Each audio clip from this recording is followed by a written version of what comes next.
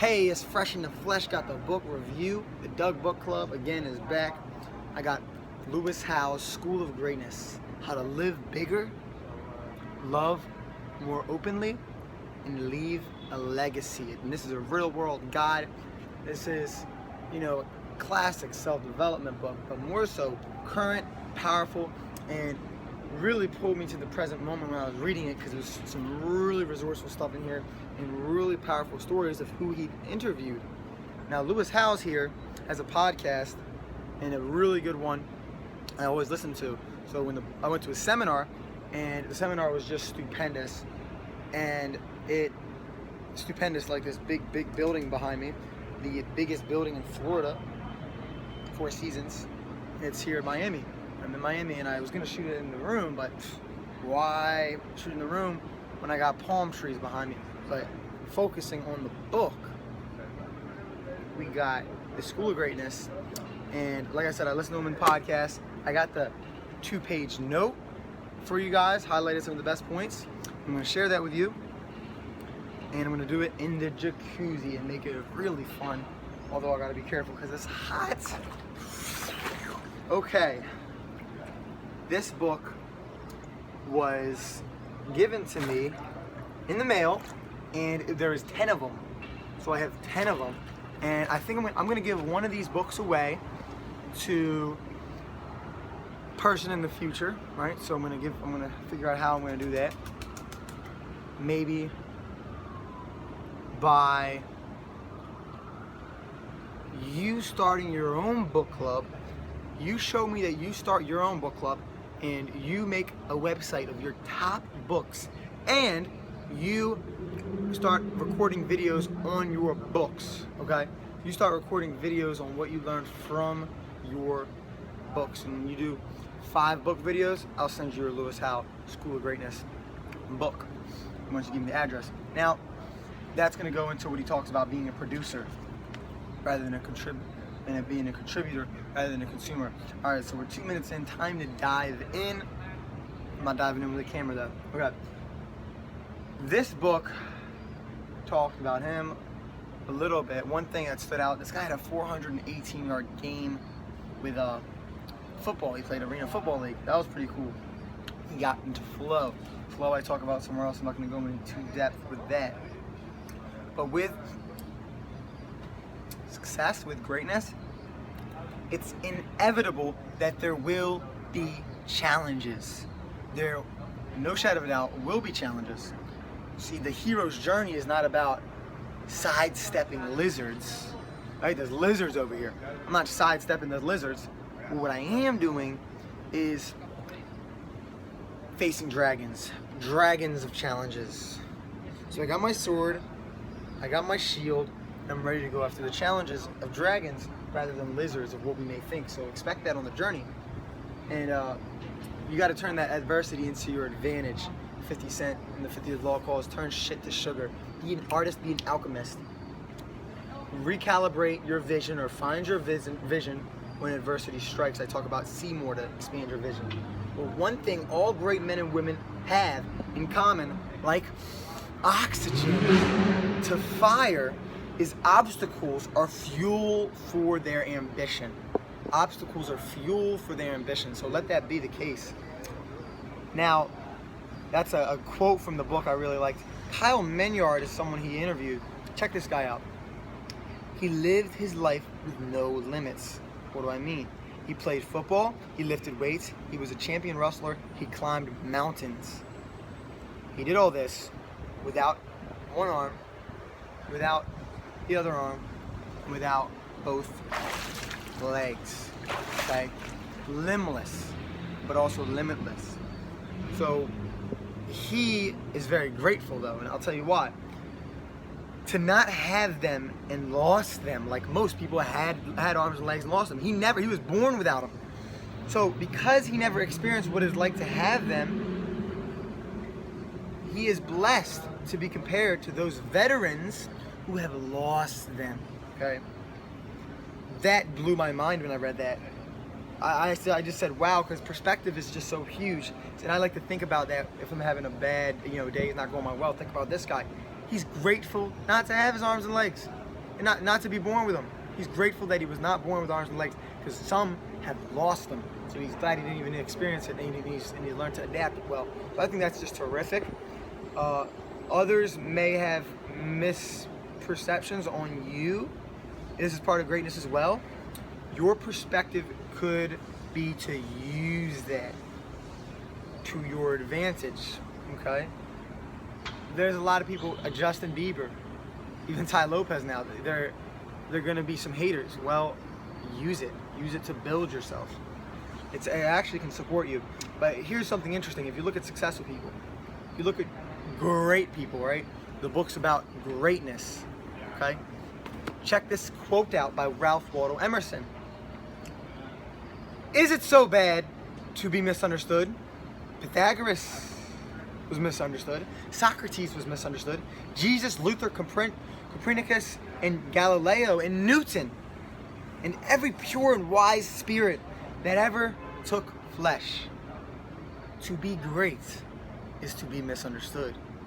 To be great is to be misunderstood, Emerson says. That is pure gold. I feel misunderstood. We all feel misunderstood at times, but Martin Luther King, Gandhi, these are some more current ones that are misunderstood. So that's okay. Embrace and embody that. Angel Martinez, another one he interviewed. This guy loved running. He just ran. I think he didn't make the Olympic team or something. He didn't make the Olympic team, and he had injuries. So what he did was, he also loved shoes. He was a big shoe person, connoisseur of, great shoes.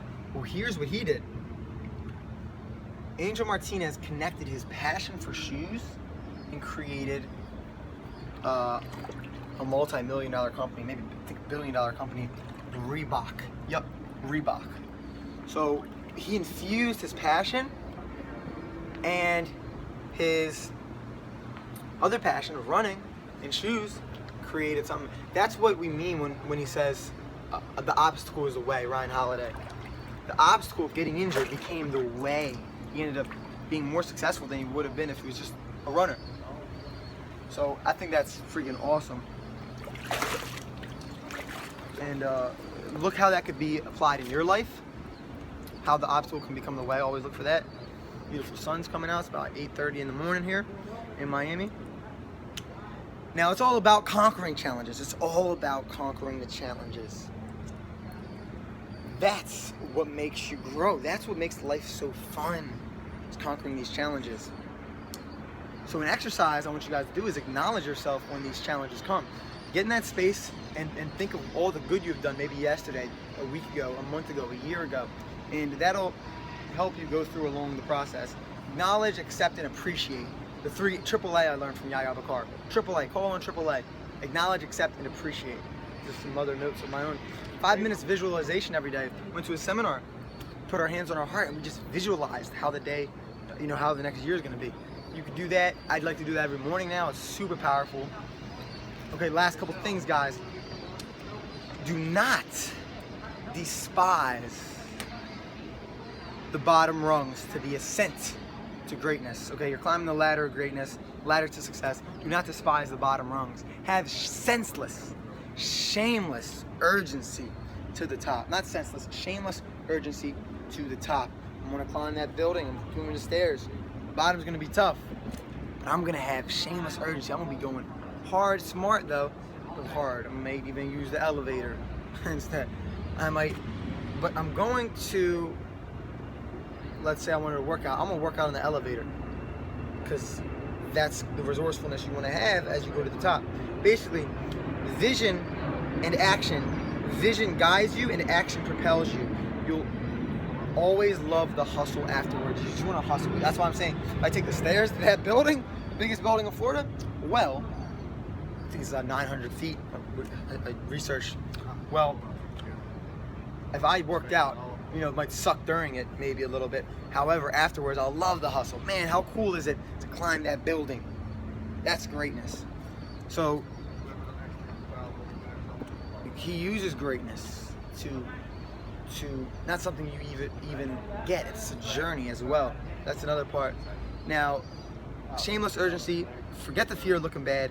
I think this book was a big reminder to be ugly. It talked about cute people do enough to get by. They're afraid to ask for help. They care what other people think about you. Well, you want to be ugly instead of cute, because you know the illustrations of the people in this book who to get greatness isn't you got to be ugly. You got to sit in the front row. You got to raise your hand. You got to take the notes. Now I want to go inside the book and show you about habits he talks about. So I'm going to go to page 155. 155 here, guys. And in it is something he talks about habits, and habits are just absolutely essential. You want to make them automatic because it's going to make you feel ecstatic. All right, some habits that don't serve you: beating yourself up, being ungrateful, failing to acknowledge the positive growth. Acknowledge again. You know, eating poorly, keeping a messy living space, cheating on homework and tests, getting by without practicing, reacting to situations. Okay, those are some unresourceful ones. Here are some ones that are supportful. Constantly express gratitude. Smile as often as possible. Going to bed early. Getting 7 to 8 hours committed sleep. Staying organized. Acknowledging myself and others.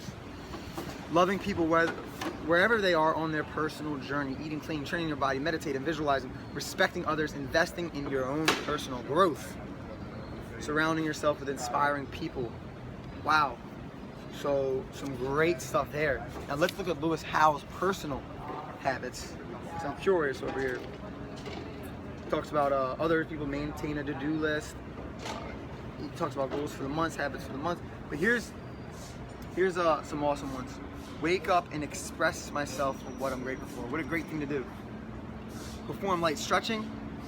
Do some simple yoga poses. Oh, we talk about morning rituals here. This is morning rituals. His workout for 30 to 60 minutes.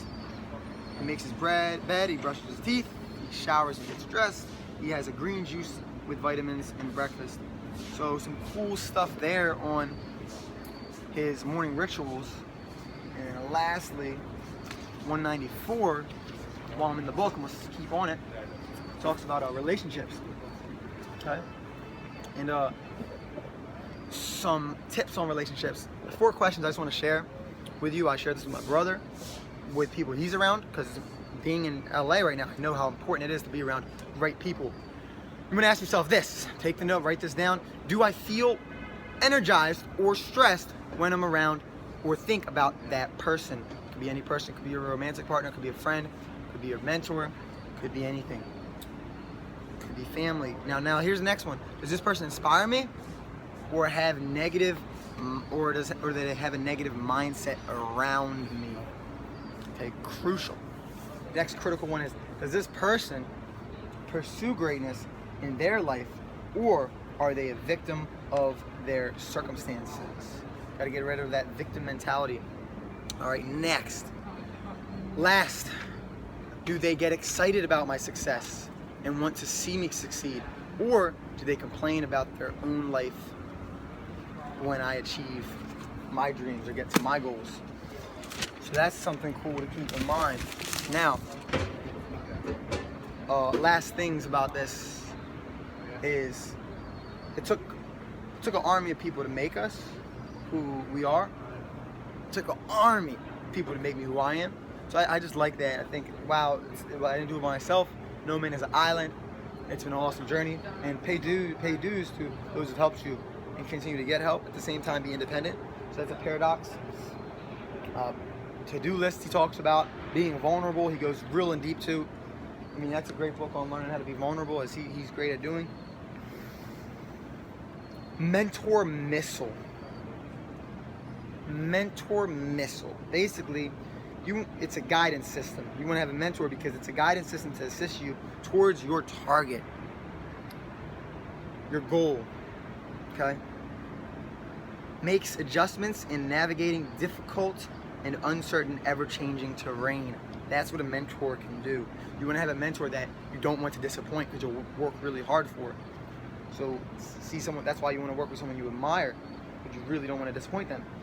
He also talks about joining or creating a mastermind, delegating things you don't like doing, can't do, and shouldn't do. Those are the 3 things you should delegate, and those are some big points. And the last thing I want to say is this quote here. To put it bluntly, this is how I started the video with production. To put it bluntly, the easiest way to live a short and unimportant life is to consume the world around you, just to consume everything. However, rather than contribute to it, so produce. If you can get anything, that's why I challenge you guys to start your own book club. That's why if you do, you'll be rewarded the book School of Greatness. Lastly, make everything you do a win-win. Make all you do a win-win. All your relationships, all the time you invest, and it'll be so worth it. And you'll really benefit from it all. And yeah, make it win-win, be vulnerable, make the to-do list, have as much fun as possible on that journey of greatness, and get the jets blasting in your life by getting a mentor. And really soar, really roar, really score. And I will see you at the top. Stay fresh, stay blessed, stay smart, stay strong. Peace.